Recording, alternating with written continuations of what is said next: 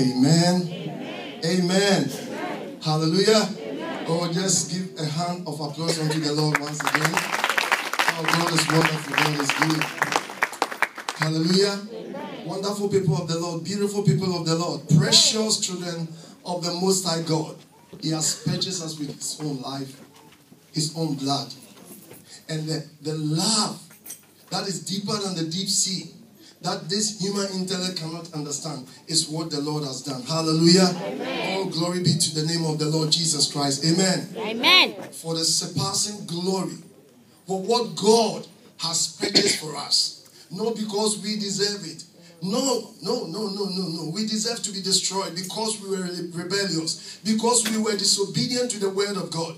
But today, brothers and sisters, at this very day, I want you to count yourself blessed because you are alive. You understand? You are alive. And make sure and understand that once Jesus is in your life, the future is bright. It doesn't matter what is happening to your body or your life at the moment. Because Jesus is your hope, the future is what? Bright. The future is what? Bright. It is bright because Bible says that He holds the future. Bible says that He knows the plans He has for you. Amen. Brother, all the time, most of the time, the devil can tell you that no, God cannot do all for you. There are circumstances that it can never be repaired again. It can never be reversed. But remember that our God is able to do all things. He says that I know the plans I have for you. Before you were giving birth out of your mother's womb, God orchestrated. God designed who you will be, how you will live. And He knows you. He knows you from the very beginning. That is why He knows the plans He has for you from your beginning to the end. Hallelujah. And because we are so precious to the Lord, brothers and sisters, because we are so peculiar to the Father who has created, that is why God Himself came down here in the form of human being, in the person of His Son Jesus Christ, just to die for us, just to come and save us from the coming wrath. The coming wrath is the wrath of God that has been poured into the cup. A place reserved for demons, forces of darkness, Satan. Brothers and sisters, we have to keep reminding ourselves and warning people about this. We have to. Because God, Bible says that He does not wish that any of us perish. The soul of man is so important to Him because He formed us Himself and He breathed into us and He wants to dwell with us. He wants to become our God so that we will become His children. Hallelujah. Amen. And you should never forget this in your life. No matter what you are going through. You know, I am happy because I am alive. You understand? If I'm dead, my judgment is set. I cannot repent. Or if I'm saved, then that's fine. But once you are alive, count it all joy. Whatever comes your way. Just last night, I was just reading in the Garden of Gethsemane. When our Lord was in pains and great sorrow, I just placed myself into the Lord. I said, how was Jesus feeling? He went to the stand saying that, Father, if it would be possible, please take this cup. I put myself into where Jesus was. Brothers and sisters, all society rejected Him. It has come to a time when the whole world is going to mock at the creator of this earth, to make fun of Him, to kick Him and spit on Him. He came back and saw His disciples sleeping. Just 1 hour time, they were all tired and sleeping. The Son of God kept praying. He has to go through this. Brothers and sisters, He prayed to the Father. But God says, my son, you have to go through. My brother, my sister, it is not about your wealth, about your money, about whatever you are serious looking for in this world. Brothers and sisters, it's about the maker of your soul, the one who has really sacrificed His life to save you. This is the most important thing and most precious gift, that we must always be content and not to look, I can't pay my bills. I don't have a wife. I don't have a husband. My job is no good. My children, my finances, my this, my that. Brothers and sisters, if God, the creator of heaven and earth, allowed His own sinless Son, His Son who was without sin, to go through pain, torture, hunger, God allow him, why should he complain? Why are you complaining? Don't you see that Jesus has suffered the same thing? Look at Jesus in the Garden of Gethsemane. Judas came and betrayed him. They took Jesus in the midst of his enemies. And when I was reading a part, it's a message I got on my phone. Bible says that they yelled a lot of accusation, and some people did what? Even spit in his face. And I was thinking about this, brothers and sisters, Christians, children of God, we're not going to have it easy. Brothers and sisters, it's about time to work out your own salvation. Take good care of the grace God has purchased with his own blood. Brothers and sisters, we are not good. We can never be good except through the blood of Jesus. Amen. And today, by the grace of God, the blood that speaks better word than the blood of Abel, the blood that is pure without wrinkle, oh my God, has purchased us. He has the power to save us. Satan has no power over our lives again. We are not under condemnation. You are not under curse. And that is the hope I want to put inside you this morning.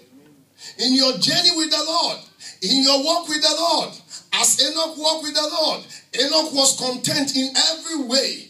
Enoch's ambition is to please his God. And Bible testified that the man walked with God 300 years.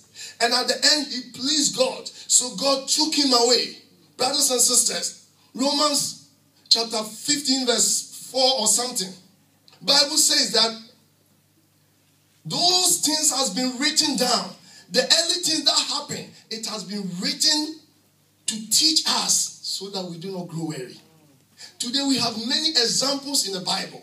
Last week, our topic was the fear of God and the love of God. We saw few examples from the man Job and the man Abraham. God tested their faith, tested them whether they fear God or not. When you read the book of Deuteronomy chapter 8, verse 1 to about say 5, when you read it, the Bible says that God allowed the Israelites to go through certain painful moments to test their heart, whether they will be humble to him. There's a process of testing our faith every now and then, brothers and sisters. I don't know yours. God is testing you in certain areas. Would you be faithful and content and continue to trust God? Abraham entrusted his precious son. He was ready to kill his son for the Lord. And God says that, stop it, Abraham. Now I know that you fear the Lord. The fear of the Lord is the weapon of the Christian. When Brother Samuel was talking about the presence of God, the 24 elders. Even the 24 elders fear the Lord. They cannot look at the Lord. They always bow, take off their crown. Bible says the cherubim and the seraphim cover their faces with their feathers. God is supreme. God is wonderful. God is light. Brothers and sisters, we need to fear him. He is awesome. A God who has created all things, brothers and sisters. Amen. Out of nothing he created. He speak and it come to pass. Such a wonderful God. Hallelujah. Oh my God. Glory be to your holy name. Look at the surroundings. I was lying in my bed and I was thinking, we are not thanking God enough. Because we haven't got the money we want. Because we haven't got the car we want. Because we haven't got the house we want to build. So sometimes we feel so down. What about the things God has done for you? Have you a thought about it? Look at your own life. Look at where you are sleeping. You have a beautiful bed where you lay your head. You have a home where you can even take your shower, where you can even go and ease yourself. You have a house where you can go to a kitchen and eat. In fact, everything is there for you. You move out of your house. You sense the breeze, a beautiful breeze, a beautiful sun. Brothers and sisters, you go to the shopping centers, all things are there. These are created by Almighty God. You have everything at your disposal. Man is not content. Brothers and sisters, we are not thanking God. My topic today is still under the godliness. As we have started, we're going to go very far. We're going to talk about humility. We're going to talk about contentment. We're going to talk about thankfulness and joy. All comes out of godliness. Today, the title is Contentment and Thankfulness. And I will dwell mainly on contentment. Brothers and sisters, it is good that you be content. A discontented person, somebody who is not content, always goes against the word of God, always blame God, always complains about God. We are going to look at a few examples, brothers and sisters, because the devil is so cunning and crafty. Sometimes he steals our mind. We become discontent in our heart. We are not content with God, what God has given us. We will learn the secret of contentment, as Paul says in Philippians 4:11. He says, I have learned the secret of contentment. We must learn how to appreciate and to thank God and not always complain, as some people have done earlier on. Hallelujah. Amen. God wants to bless our life this morning. Amen. God wants to put a hope and a spirit that will make us know that He is a complete God. When you become discontent, you are telling God He's not complete. You are telling God He has not done the things you are expecting. But remember in Isaiah 55 verse 8 down, it says, your thoughts are not my thoughts. Your ways are not my ways. As the heavens are higher from the earth, so are my thoughts and my ways higher than yours. God answers all prayer, as somebody was saying. He answers every prayer. In what ways? Let's look at these 3 ways God answers prayer. First one is when you pray to the Lord, Lord, this, and that. You pray to the Lord for a request of something. God says, yes, here is it. Instantly, He gives it to you. That's one way of how God answers our prayer. Instantly, He listens to us and something is done and glory goes to His name. The second one is, He says, yes, but my son, my daughter, wait for a while. This time is not good for you to get this. I will reserve it to maybe this year or this time or this appropriate time, and it will be good for you. That's the second way God answers our prayer. Hallelujah. The third one is that God will tell you that, no, my son, my daughter, this gift is not good for you. This is not good for you. I'm not going to give it to you. I know what I'll give it to you because I know the plans I have for you. Amen.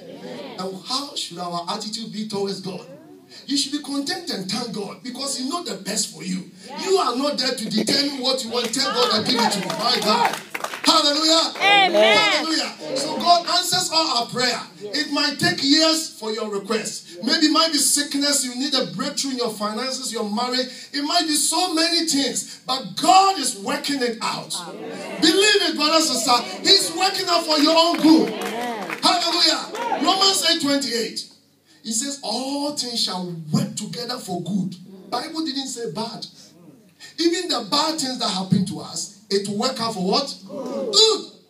So at the appropriate time, your Father who knows your heart desire, He knows your pain, He knows your tears, the tears that you shed in secret, and pray to Him, humble yourself, Daddy, help me to love you and serve you. He knows it. He is doing something in your life. He is.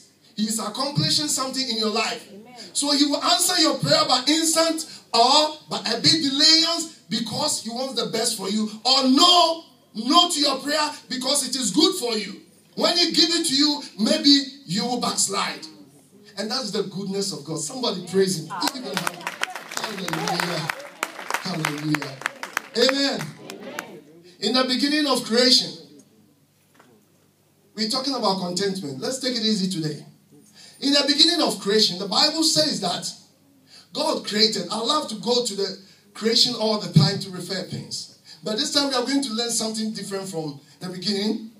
Bible says that in the beginning, as God created all things, He created human beings in His own likeness. He loved them. He gave them power, dominion, and authority to take control over everything on this earth. Look at that authority. So if today somebody says, I am that, I did this, I invented this, the fact is that you were created. You were a created being. Somebody created you and give you a wisdom and knowledge to do things. So reverence and glory goes to that person. You don't take glory for what somebody has entrusted to you. Bible says, what did you have that you did not receive? But if you receive it, why are you boasting? We came from our mother's womb with nothing in our hands, without clothes. But today, because of the conscience, the knowledge God gives us, we have done so many things. Amen. That was the authority God gave to Adam in the Garden of Eden. He was controlling all the creation, and that was beautiful and wonderful. There was no power above Adam because God loved him. And last week we learned that at the cool of the day, God descended into the garden and have communion and enchant